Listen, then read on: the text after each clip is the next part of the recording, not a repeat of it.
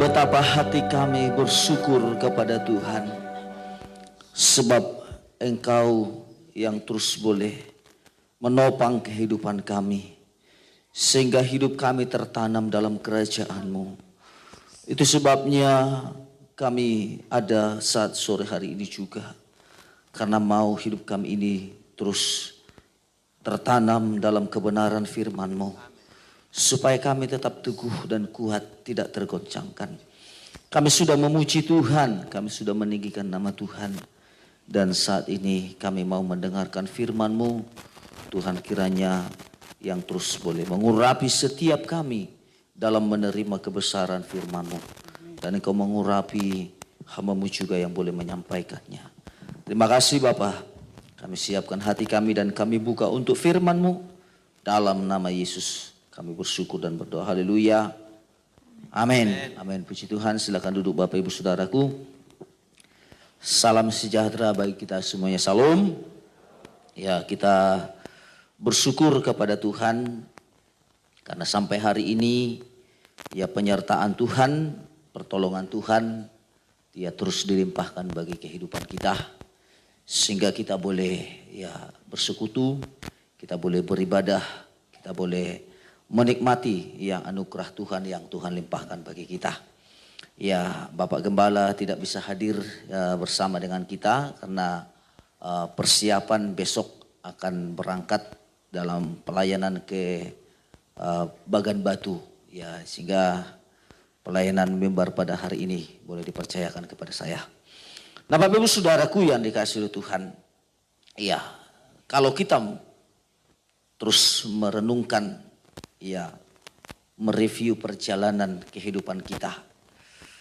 Ya, tentu saudaraku, dalam perjalanan kehidupan kita, ya, kita sedang diperhadapkan dengan banyak perubahan-perubahan yang sedang terjadi. Dan tentu perubahan yang terjadi di tengah-tengah dunia ini, ya, tidak bisa ya kita tahan, dan kita tidak bisa menahannya, karena memang itulah yang sudah dirancang oleh Tuhan. Dan oleh sebab itu saudaraku yang dikasihi Tuhan, walaupun di tengah-tengah dunia ini keadaan serba berubah, ya, mungkin ada perubahan yang terjadi, tetapi satu hal yang harus kita ya miliki dalam kehidupan kita adalah bagaimana kita tetap merasakan penyertaan Tuhan itu dalam kehidupan kita. Ya, kalau kita lihat, bahkan kita perhatikan dalam perjalanan kehidupan kita, mungkin dari tahun 90-an ke tahun 2000-an sudah banyak perubahan. Jangankan itu, mungkin dari tahun 2020 ke 2023 ini ada banyak perubahan. Ada banyak mungkin yang terjadi. Nah, oleh sebab itu bagaimana sikap kita sebagai orang percaya yang menggambarkan sebenarnya kehidupan ini. Kalau kita melihat firman Tuhan, kita melihat Alkitab, perubahan boleh terjadi. Tetapi kita sebagai ya orang percaya melihat dalam Alkitab, dalam firman Tuhan, bahwa gambaran kehidupan kita ini sebagai manusia, sebagai orang percaya, Alkitab menggambarkan bahwa hidup kita ini adalah sebuah pertandingan. Nah, kalau hidup kita ini, perjalanan hidup kita ini sebuah pertandingan, maka kita harus memenangkan pertandingan itu. Amin. Kalau kita tidak memenangkan pertandingan itu, berarti kalah. Kita tidak akan memperoleh upah. Maka kalau kita melihat saudaraku apa yang digambarkan ya firman Tuhan tentang kehidupan kita dalam pertandingan, maka dalam ya suratan Timotius dulu kita lihat. Dalam suratan Timotius, 1 Timotius pasalnya ya yang ke-6 ayatnya yang ke-12. 1 Timotius pasalnya yang ke-6 ayat yang ke-12 dikatakan, bertandinglah dalam pertandingan iman yang benar dan rebutlah hidup yang kekal. Untuk itulah engkau telah dipanggil dan telah engkau ikrarkan ikrar yang benar di depan banyak saksi. Dalam Ibrani pasal yang ke-12 ayat 1 dikatakan bahwa kita ini sedang berlomba dalam satu perlombaan. Ya. Perlombaan yang kita sedang lakukan. Juga banyak yang menyaksikan. Dan perlombaan itu dan pertandingan itu harus diikuti oleh semua. Tidak bisa hanya suami yang ikut pertandingan, tidak bisa. Tidak bisa hanya istri yang ikut pertandingan, tidak bisa. Tidak bisa hanya anak-anak yang ikut pertandingan, tidak bisa. Tetapi di sini dikatakan dalam suratan Korintus dikatakan bahwa tidak tahukah kamu bahwa dalam gelanggang pertandingan semua peserta. Dikatakan semua peserta.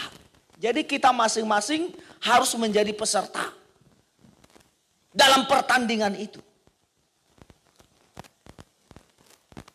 Untuk apa tujuannya? Untuk mendapatkan hadiah. Maka saya katakan tadi kalau hidup ini sebagai pertandingan kita harus berhasil memenangkannya.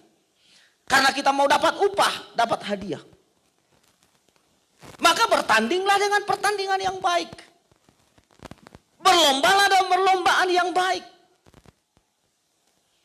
Dalam ayat yang lain juga dikatakan dalam surat Korintus bahwa dikatakan seorang yang bertanding itu harus bertanding menurut peraturan. Jadi pertandingan iman kita harus menurut aturan. Aturannya apa? Sesuai dengan firman.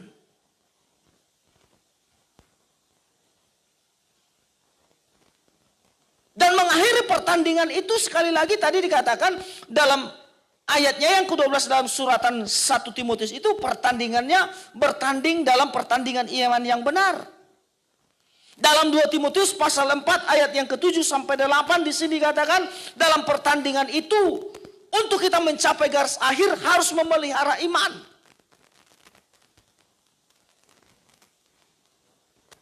Jadi saudaraku yang dikasihi oleh Tuhan, ya, bahwa kehidupan kita sekali lagi harus tampil sebagai pemenang.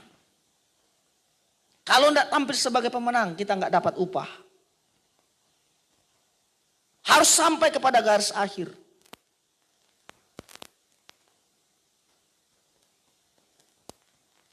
Jadi dalam gelanggang pertandingan itu, sekali lagi pertandingan kita harus tetap berdasarkan iman.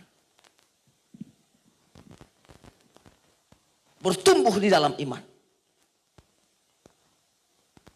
Yang selanjutnya dikatakan bahwa perjalanan hidup kita adalah sebuah perjalanan yang harus diselesaikan. Sekali ikut Yesus, tetap ikut ya. Itu namanya menyelesaikan pertandingan, menyelesaikan perjalanan. Kemana tujuannya perjalanan hidup kita? Masuk surga. Selesaikan sampai ke sana. Gak boleh kita berhenti di tengah jalan. Kalau berhenti di tengah jalan, sekali lagi kita tidak berhasil menyelesaikan pertandingan itu. Ya tidak sampai kepada tujuan. Itu sebabnya dalam kitab Yosua juga dikatakan, ya, kuatkan dan teguhkanlah hatimu. Janganlah engkau menyimpang ke kanan atau ke kiri. Kenapa dikatakan jangan menyimpang ke kanan atau ke kiri? Supaya kita bisa menyelesaikan perjalanan itu.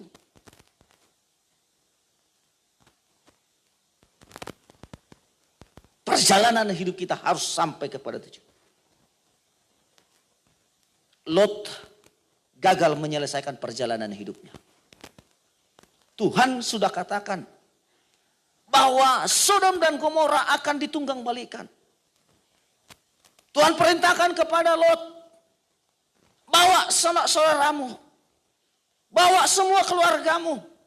Keluar dari Sodom dan Gomora. Larilah ke atas gunung.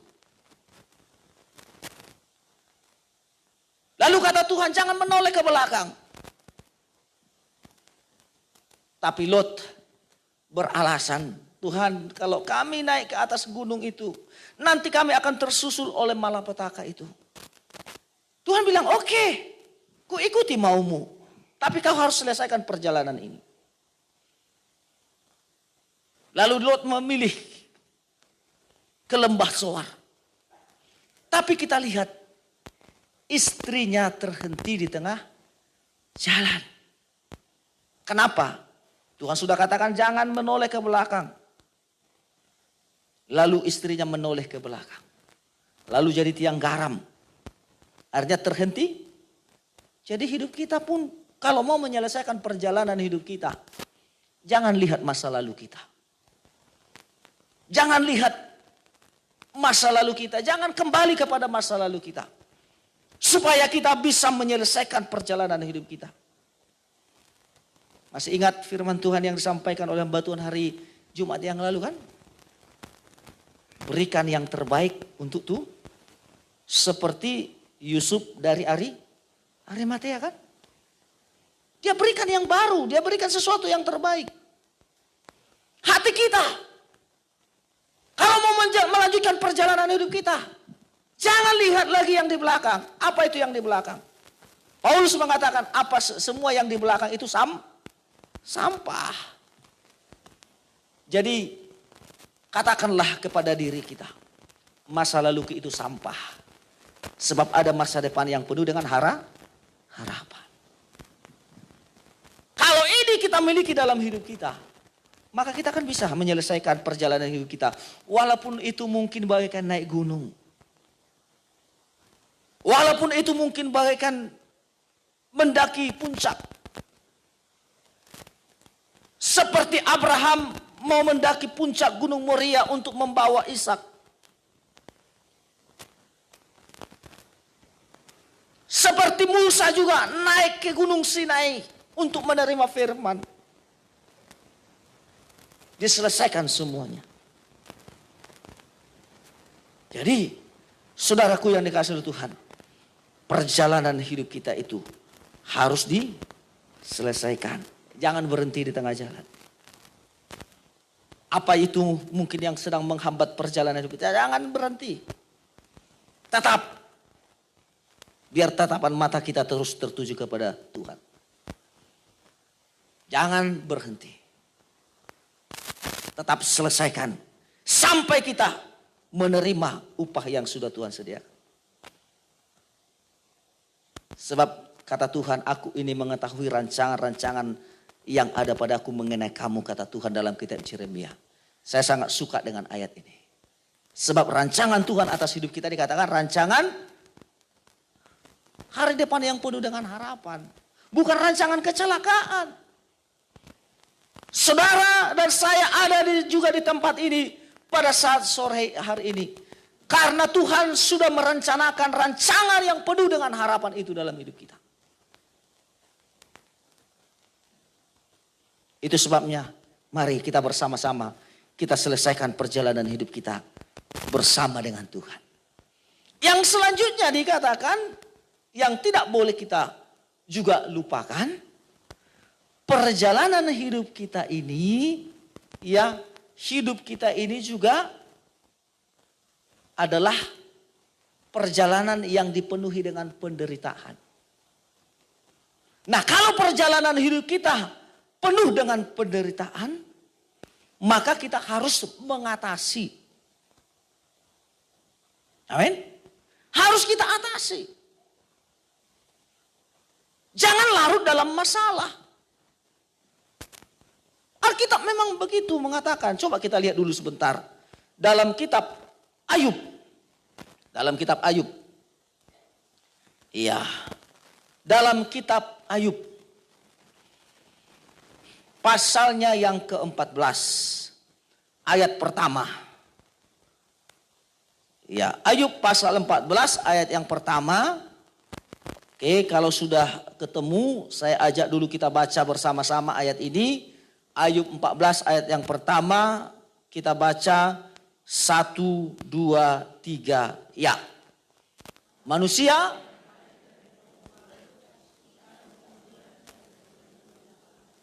semua lahir dari perempuan. Semua kan kita lahir dari perempuan kan? Kita semua punya ibu. Walaupun mungkin kita ada yang ya bahasa batanya tinggal metek, tetap lahir dari seorang ibu. Walaupun mungkin kita ya dilahirkan oleh ibu kita mungkin langsung ada yang langsung meninggal, tetap lahir dari seorang ibu. Yang namanya kita manusia lahir dari seorang perempuan. Tidak ada kita yang lahir dari laki-laki. Atau tidak ada kita yang ya jatuh dari langit. Semua lahir dari perempuan. Nah, kalau kita semua lahir dari perempuan, dikatakan di sini umurnya singkat, penuh dengan kegelisahan. Artinya kita diperhadapkan dengan penderitaan, dengan masalah.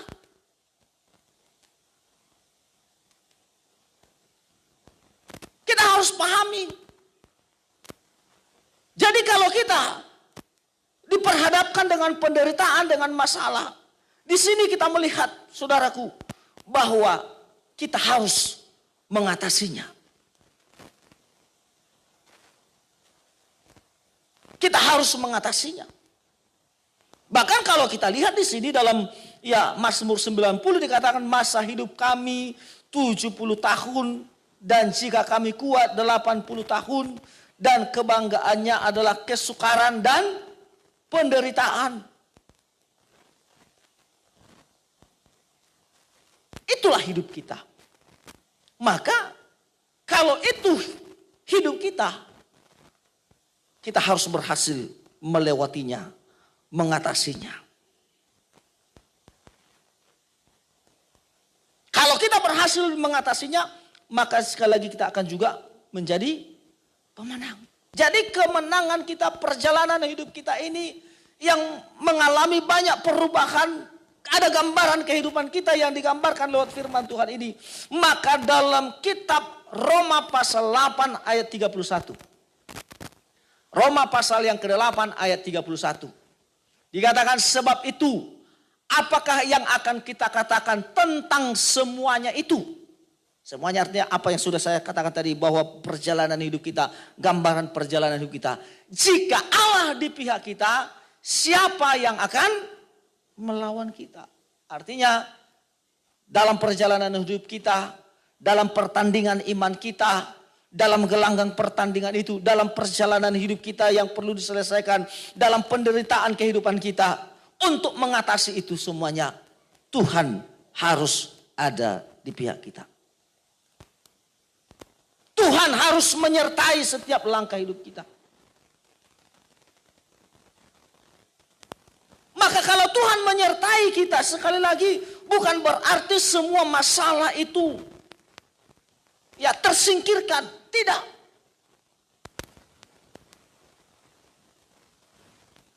Bukan berarti masalah itu tidak terjadi. Bukan. Justru ketika kita mengalami penyertaan Tuhan untuk membuktikan kita disertai Tuhan, ada persoalan, ada masalah. Maka dalam Matius pasal yang ke-8, coba kita lihat sebentar. Dalam Matius pasal yang ke-8, ayatnya yang ke-23 sampai ayat 27. Ya, ayatnya yang ke-23. Lalu Yesus naik ke dalam perahu dan murid-muridnya pun mengikutinya. Ya, terus sekonyong-konyong mengamuklah angin ribut di danau itu, sehingga perahu itu ditimbus gelombang, tetapi Yesus tidur di buritan, atau tidur di, kalau dalam kitab Markus dikatakan tidur di buritan, ya. Maka datanglah murid-muridnya membangunkan dia. Katanya, Tuhan, tolonglah kita binasa. 26. Ia berkata kepada mereka, mengapa kamu takut, kamu yang kurang percaya? Lalu bangunlah Yesus menghardik angin dan danau itu, maka danau itu menjadi teduh. Dan heranlah orang itu, katanya, orang apakah dia ini sehingga angin dan danau pun taat kepadanya. Saudara yang dikasihi Tuhan, ya di sini kita melihat khususnya di ayatnya ya yang ke-23 sampai dengan ayat yang ke-27 yang sudah saya bacakan tadi. Bahwa ya penyertaan Tuhan itu sekali lagi dapat kita rasakan ketika kita diperhadapkan dengan masalah. Ketika kita berhadapan dengan masalah, di situ baru kita tahu. Masalah apa yang kita alami. Seperti murid-murid tadi kan. Mereka mau menyeberang. Ya, kalau dalam cerita itu dikatakan mereka akan menyeberangi Danau Galilea. Dalam perahu yang sama. Di situ ada 12 muridnya. Di situ ada Yesus. Berarti Yesus juga menyertai mereka kan dalam perjalanannya. Tetapi di sini kita melihat bahwa ada angin ribut. Dalam kitab Matius ini dikatakan ada angin ribut. Dalam kitab Markus dikatakan ada angin tofan, ada angin badai. Di sini kita lihat sekali lagi dalam perjalanan hidup kita, dalam mengikut Tuhan, kita tidak bebas dari masalah. Karena kita sudah lihat tadi bahwa perjalanan kita itu sebuah penderitaan. Tetapi di sini saudaraku yang dikasihi Tuhan, yang mau kita lihat adalah bagaimana pemikiran kita tentang penyertaan Tuhan itu harus pemikiran yang benar. Bahwa kalau kita disertai Tuhan sekali lagi bukan berarti kita tidak punya masalah. Kalau kita disertai Tuhan itu bukan berarti kita tidak pernah sakit. Kalau kita disertai Tuhan itu bukan berarti kita tidak pernah mengalami mungkin pergumulan, persoalan, penderitaan. Justru karena ada sakit penyakit, justru karena ada penderitaan, justru karena persoalan dalam kehidupan kita. Ketika kita dapat berjalan bersama dengan Tuhan, semua masalah itu bisa teratasi oleh karena kita bertanding dalam pertandingan iman. Disitulah kita bisa merasakan Tuhan itu menyertai hidup kita.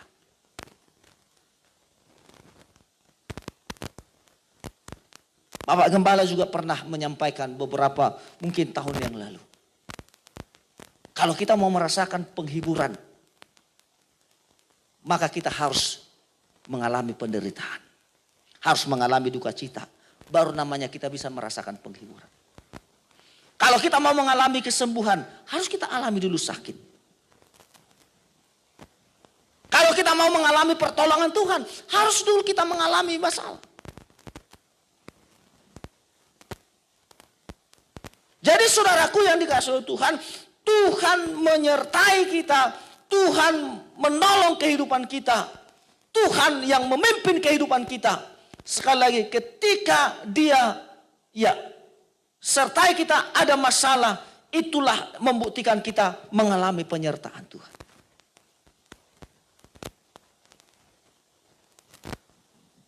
Dan kalau kita disertai Tuhan, sekali lagi saudaraku yang dikasihi Tuhan, bahwa dengan disertai Tuhan, sama halnya juga kita sedang mengizinkan Tuhan itu mengendalikan seluruh kehidupan kita.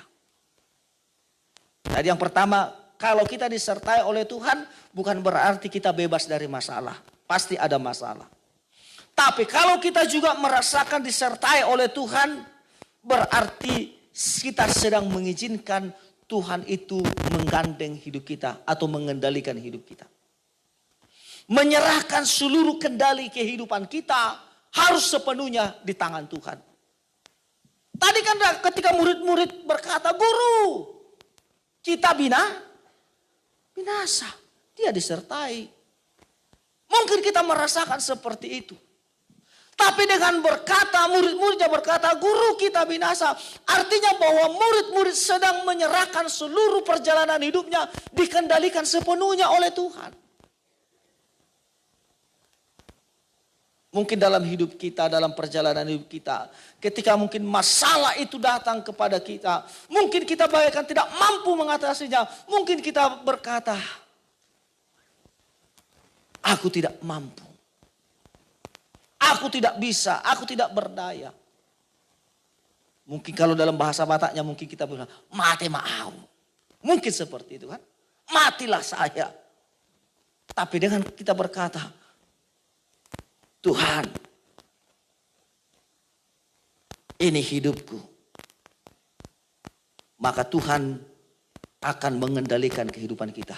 Kita sedang menyerahkan hidup kita ini sepenuhnya dikendalikan oleh Tuhan.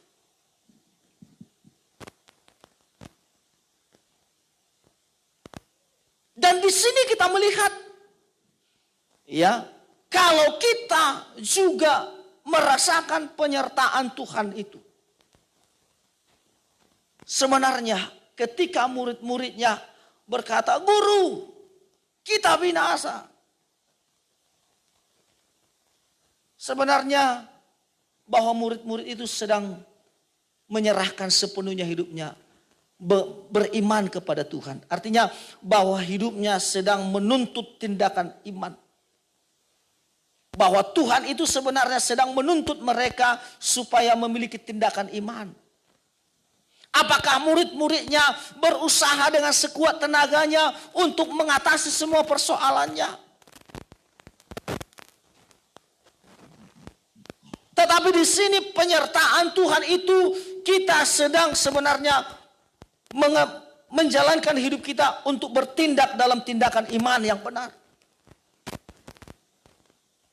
Kalau kita bertindak dalam tindakan iman yang benar, maka di tengah masalah, di tengah gelombang, di sini murid langsung cari Tuhan.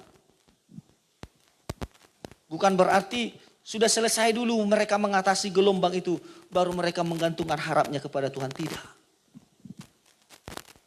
Tapi justru di tengah gelombang itulah mereka teriak kepada Tuhan. Artinya sedang mereka menggantungkan harapnya kepada Tuhan. Mereka sedang dituntut oleh Tuhan. Justru di tengah gelombang kamu harus punya tindakan iman kepada Tuhan.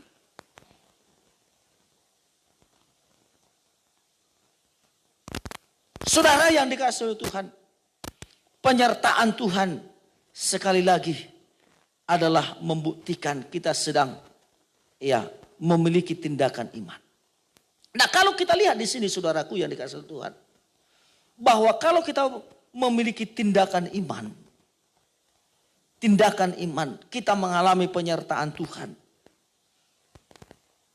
Kalau dalam kitab 1 Raja-Raja pasalnya yang ke-20 ayat 23, bagaimana ketika terjadi peperangan, dalam kitab 1 Raja-Raja pasal yang ke-20 ayat 23 ini, ketika pasukan Aram berperang melawan orang Israel.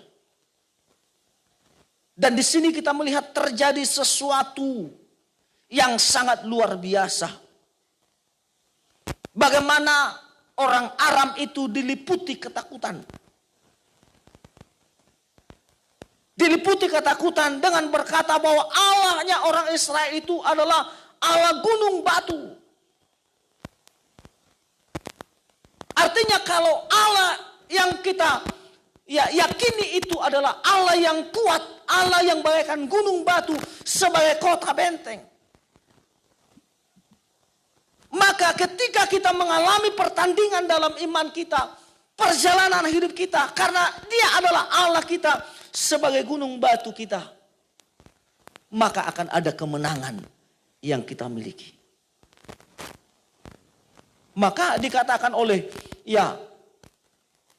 firman Tuhan dalam 1 Raja-Raja pasal yang ke-20 dikatakan, pegawai-pegawai Raja Aram berkata kepadanya, Allah mereka ialah Allah gunung.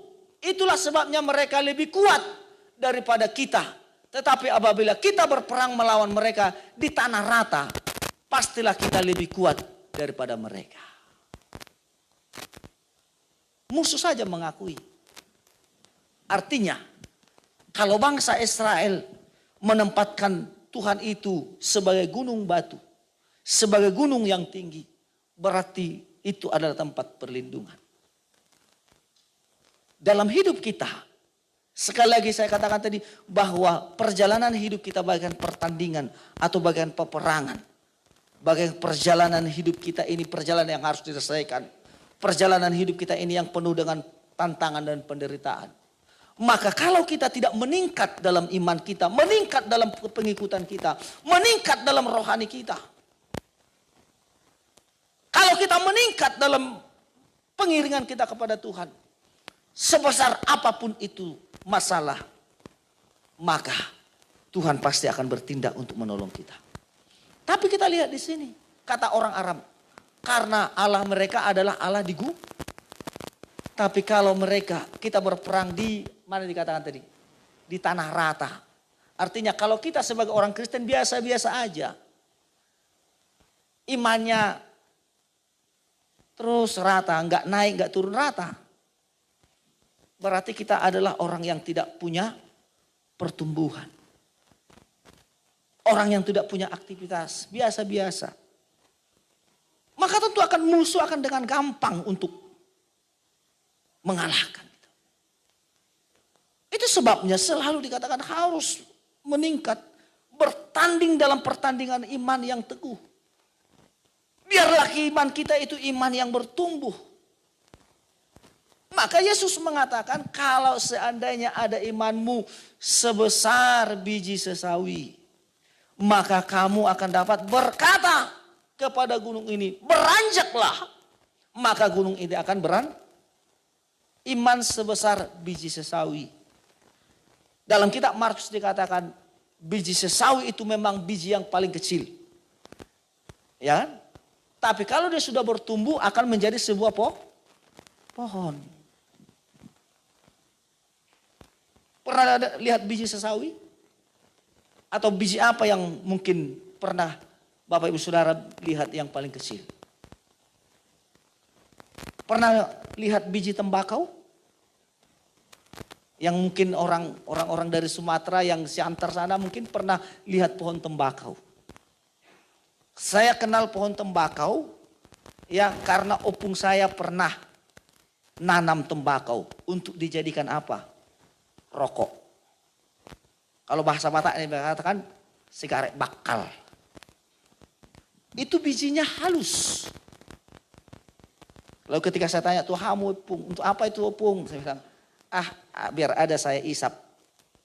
Supaya enggak banyak nyamuk untuk kerja di dalam kopi. Jadi saya lihat bijinya halus. Dan menanam ini susah. Tapi ketika dia sudah tumbuh, ini akan daunnya lebar, pohonnya tinggi. Dan kalau biji sesawi yang dicatat dalam Alkitab ini, bijinya kecil. Tapi saya buka di Google juga saya buka di kamus Alkitab pohon sesawi itu bukan 1 meter, enggak. Tapi tinggi. Tapi tinggi dia. Maka dikatakan dalam Alkitab, sehingga burung-burung pun dapat bersarang. Jadi kalau iman kita bertumbuh, tidak landai, tapi meningkat. Pengharapan kita juga akan semakin meningkat. Kekuatan kita pun akan semakin meningkat. Itu sebabnya kalau kita melihat pasukan Aram ini berkata, Allah mereka adalah Allah yang di atas gunung. Seandainya mereka berperang di dataran, kita pasti menang, kata orang Aram. Dan orang Israel pun tahu. Tahu strategi untuk meraih kemenangan itu. Mereka harus dari atas gunung. Jadi strategi kita untuk memenangkan perjalanan hidup kita, pertandingan hidup kita adalah dengan meningkat. Bertumbuh dalam iman kita. Jangan biasa-biasa saja. Hari Jumat yang lalu kita sudah dengarkan jangan menjadi jemaat yang biasa. Tapi biarlah jemaat yang bertumbuh. Dibuktikan dengan kita melayani Tuhan. Saya selalu mengatakan melayani Tuhan itu bukan berarti harus khotbah. Bukan berarti juga harus jadi singer. Bukan juga berarti harus jadi WL. Atau mungkin bukan jadi harus pemain musik. Tapi ada banyak pelayanan yang Tuhan mau dari hidup kita. Dalam suratan Korintus dikatakan ada yang namanya karunia pelayanan. Ada dikatakan karunia memberi nasihat, ada karunia memberi tumpangan. Ada karunia untuk menasehati, ada banyak karunia. Itu bagian dari pelayanan. Mungkin saudara hanya mungkin melayani di layar sebagai pendoa. Layani Tuhan. Sebab di sini kita melihat Allahnya orang Israel adalah Allah yang ada di atas gunung. Allahnya orang Israel bukanlah Allah yang ada di lembah. Maka saya katakan tadi bahwa gagalnya perjalanan Lot dan istrinya dan anaknya karena dia tidak mau meningkat. Tuhan suruh naik gunung. Dia tidak mau. Mungkin kalau saya bahasakan dalam bahasa mungkin sederhana kita. Mungkin kita disuruh, ayo setia ibadah. Ayo setia kita melayani. Mungkin kita bilang, enggak harus seperti itu om. Kami jadi jemaat biasa aja. Kami jadi jemaat biasa aja lah. Padahal kalau mungkin disapa, umat Tuhan, bagaimana kabarnya? Selalu berkata luar biasa. Tapi sikapnya jadi jemaat yang biasa. Enggak seimbang kan? Bagaimana kabar? Luar biasa. Yes katanya. Tapi ketika diajak untuk meningkat, kami jemaat biasa aja lah om. Di mana yang luar biasa tadi? Jadi orang Israel tahu. Lot tidak tahu. Tuhan katakan naik. Apa kata Lot? Tidak usahlah Tuhan. Saya ini sudah, anak-anakku ada, istriku. Kalau kami lari gak mungkin. Tapi dari sini kita melihat, saudaraku, kalau kita lihat dalam kebenaran firman Tuhan ini, bahwa Allah yang dapat menolong kita di segala keadaan dan di segala tempat. Itu sebabnya saya katakan bahwa ya Tuhan harus menopang kita. Ya, Tuhan harus menopang kita, kemuliaannya dan firman-Nya harus menopang kehidupan kita. Coba kita lihat dulu dalam kitab Ibrani sebentar. Ya, haleluya. Dalam kitab Ibrani kita akan lihat sebentar. Dalam kitab Ibrani pasalnya yang pertama.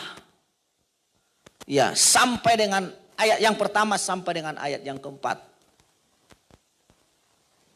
Ibrani pasal yang pertama ayatnya yang pertama sampai dengan ayat yang keempat. Dikatakan setelah pada zaman dahulu Allah berulang kali dalam berbagai cara berbicara kepada nenek moyang kita dengan perantaraan nabi-nabi. Maka pada zaman akhir ini ia telah berbicara kepada kita dengan perantaraan anaknya yang telah ia tetapkan sebagai yang berhak menerima segala yang ada. Oleh dia Allah telah menjadikan alam semesta. Ayat 3. Ia adalah cahaya kemuliaan Allah dan gambaran wujud Allah dan menopang segala yang ada dengan firman-Nya yang penuh kekuasaan. Dan setelah ia selesai mengadakan penyucian dosa, ia duduk di sebelah kanan yang maha besar di tempat yang tinggi. Jauh lebih tinggi dari malaikat-malaikat. Sama seperti nama yang dikaruniakan kepadanya. Jauh lebih indah daripada nama mereka. Maka saudaraku dalam perjalanan hidup kita ini. Yang dipenuhi dengan penderitaan. Yang dipenuhi dengan pertandingan. Yang harus kita selesaikan. Maka firman dan kemuliaan Tuhan itu harus menopang hidup kita dalam segala keadaan. Sebab kalau tidak ditopang kehidupan kita oleh firman Tuhan. Kalau tidak ditopang hidup kita oleh kemuliaan Tuhan. Maka kita tidak akan bisa kuat berjalan. Nah bukti Tuhan itu menopang kita. Tadi dalam pembacaannya yang sudah kita lihat. Yang pertama di sini dikatakan bahwa bukti Tuhan itu menopang kehidupan kita dengan firman-Nya adalah Tuhan berbicara berulang kali kepada nenek moyang kita lewat perantaraan. Artinya dari zaman dahulu, sebelum mungkin kita lahir di dunia ini, firman Tuhan itu sudah meneguhkan, sudah menopang ya nenek moyang kita. Baik itu Abraham, mulai dari mungkin Nuh, Abraham, sampai selanjutnya. Sampai mungkin nenek-nenek kita. Firman Tuhan selalu disampaikan. Nah sekarang kepada kita, tadi dikatakan, kepada kita sebagai umat Tuhan, sebagai orang percaya, sebagai gereja akhir zaman, firman Tuhan itu tidak lagi disampaikan melalui nabi-nabi, tapi disampaikan oleh perantaraan anak, itulah Yesus. Itulah Yesus. Yesus menyampaikan firman-Nya. Ia berbicara kepada kita dengan melalui anaknya. Itulah Yesus. Supaya apa? Saudaraku yang dikasihi Tuhan, kalau kita melihat di sini, supaya kita sebagai orang percaya juga mengalami pertolongan Tuhan, mengalami pembelaan Tuhan. Hidup kita, dosa kita juga disucikan. Kristus datang sebagai anak domba Allah. Anak tunggal Bapa. Dia berbicara supaya kita berhak juga menerima segalanya dari Tuhan. Bahkan di sini juga dikatakan bahwa Tuhan menopang kita lewat kemuliaannya. Kita disucikan, kita ditopang lewat firman-Nya, lewat kemuliaannya. Maka saudaraku yang dikasihi Tuhan, di sini kita lihat bahwa Allah menopang kita. Allah menolong kita. Ya, di segala tempat, di segala waktu. Di segala situasi. Kenapa? Karena kalau kita sekali lagi memiliki iman, maka di sini dikatakan dalam suratan 1 Samuel pasal yang ke-14 ayat 6 dikatakan bahwa bagi Tuhan ya tidak sukar untuk menolong setiap orang yang percaya.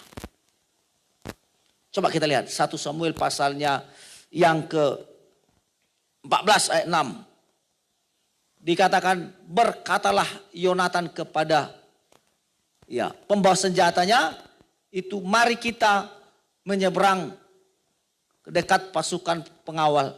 Orang-orang yang tidak bersunat ini, mungkin Tuhan akan bertindak untuk kita. Sebab bagi Tuhan tidak sukar untuk menolong. Baik dengan banyak orang maupun dengan sedikit orang. Jadi Tuhan itu kalau mau menolong kita, dia tidak melihat. Dia tidak terpengaruh dengan keadaan kita. Dia tidak terpengaruh dengan situasi kita. Dia berhasil menolong kita di segala keadaan kita, di segala waktu kita. Dalam situasi apapun yang kita alami. Kalau kita merasakan penyertaan Tuhan, dia pasti akan menolong kehidupan kita.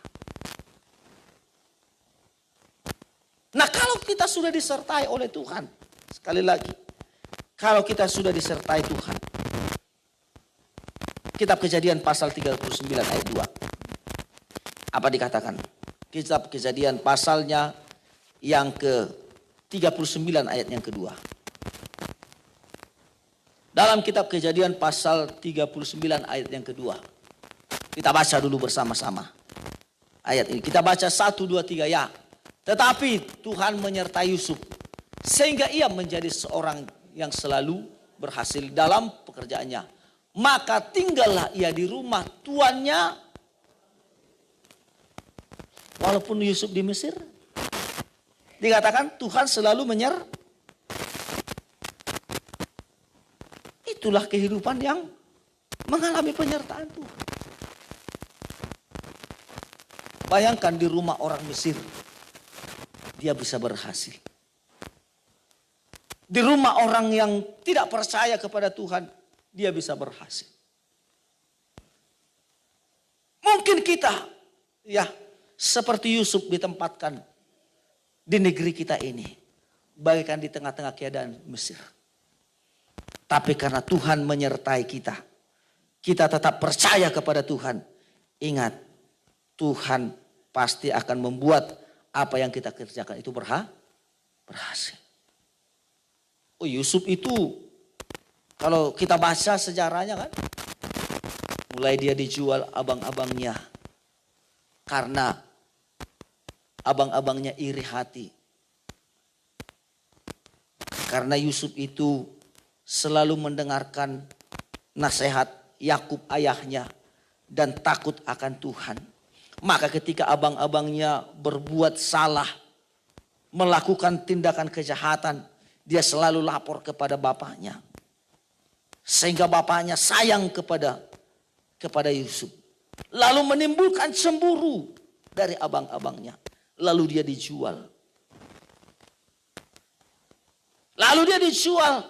Di Mesir pun dia jual lagi. Oleh saudara Ismail itu dia dijual lagi ke Potifar. Di rumah Potifar pun dia difitnah oleh istrinya Potifar. Lalu dia dipenjara. Tapi lihat, dimanapun Yusuf berada selalu berhasil. Di rumah Potifar dia berhasil. Di dalam penjara pun dia berhasil. Justru dari penjara dia diangkat menjadi Perdana Menteri. Jadi kalau Tuhan sudah ada menyertai kehidupan kita. Kalau Tuhan sudah ada bersama dengan kita. Ketika kita berhasil memenangkan pertandingan hidup kita. Ketika kita juga sudah berhasil menyelesaikan perjalanan hidup kita. Dan kita bisa mengalami kemenangan dalam setiap perlombaan yang kita ikuti. Tuhan selalu menyertai kehidupan kita. Ingat, apapun yang kita kerjakan, pasti Tuhan akan bela kita dan Tuhan buat berhasil. Mau ada yang iri hati kah? Mungkin karena saudara lebih berhasil dalam usahamu, dalam pekerjaanmu, ada orang yang iri hati. Tapi ketika engkau tetap ada dalam tangan Tuhan, dalam penyertaan Tuhan, semua itu pasti akan terpatahkan. Waktu pasti akan menunjukkan bahwa engkau akan tampil seperti Yusuf, tampil cemerlang bagaikan emas. Yang selanjutnya di sini dikatakan bahwa kalau kita berada dalam penyertaan Tuhan, tadi dalam segala pekerjaannya berhasil. Yang kedua, kalau kita dalam penyertaan Tuhan, Tuhan akan membuat kita berhasil dalam segala perjalanan hidup kita. Anak-anak kita mungkin berhasil. Itu perjalanan hidup kita kan? Kita pun mungkin akan tetap berhasil, menang. Kita harus bangun, ya. Kita tetap mengalami kemenangan bersama dengan, karena sekali lagi Tuhan selalu menyertai hidup kita. Dalam setiap apapun itu mungkin langkah kita, Tuhan pasti akan selalu menyertai perjalanan hidup kita. Dihindarkan kita mungkin dari malapetaka, dihindarkan kita mungkin dari celaka. Sebab ada tangan Tuhan yang selalu menolong dan menopang kehidupan kita. Nah, saudaraku yang dikasihi oleh Tuhan, di sini kalau kita sekali lagi mau merasakan penyertaan Tuhan, mari kita bangun hubungan kita dengan Tuhan. Mari kita bangun hubungan kita dengan Tuhan. Sekali lagi, inti daripada kita mau mengalami penyertaan Tuhan itu, mari kita bangun hubungan kita dengan Tuhan. Kita bangun. Lewat membangun hubungan dengan Tuhan, disitulah kita pasti akan meraih kemenangan. Lewat kita terus terbangun, terpelihara dalam Tuhan, maka kita pasti akan mengalami sukacita dan kemenangan dari Tuhan.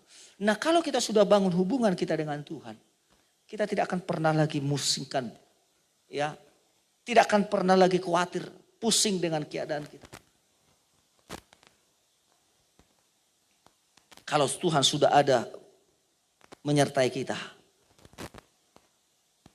kita akan serahkan semua ke dalam tangan Tuhan. Kita tidak akan lagi khawatir dengan keadaan. Ya, semalam kami ya di Bali bincang-bincang juga dengan hambanya Pak Sirait. Saya cerita bagaimana dulu ya ketika di Jakarta.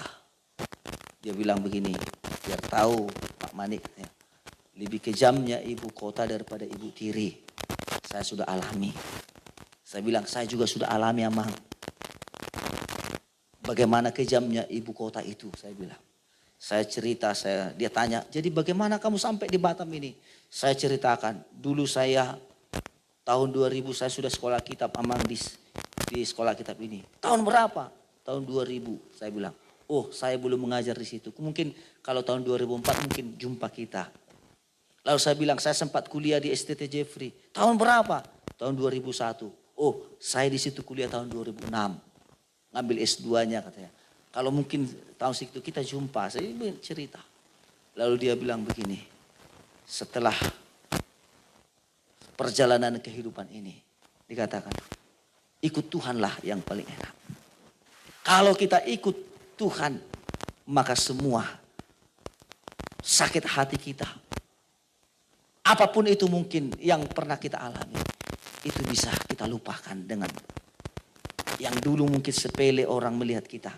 Tapi sekarang kita pasti akan diperhatikan. Kenapa saudaraku? Sekali lagi karena memang kita senantiasa mengalami penyertaan Tuhan.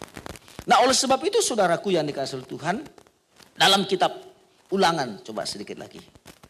Ulangan pasal 31 ayat 8. Ulangan pasal 31 ayat 8. Dikatakan, sebab Tuhan, Dia sendiri akan berjalan di depanmu. Dia sendiri akan menyertai engkau. Dia tidak akan membiarkan engkau dan tidak akan meninggalkan engkau. Janganlah takut dan janganlah patah hati. Tuhan sendiri yang berjalan ada di depan kita. Tuhan yang menyertai kita. Dia tidak akan membiarkan kita goyah. Dia tidak akan membiarkan kita sendiri. Tetapi Tuhan pasti akan menyertai kita.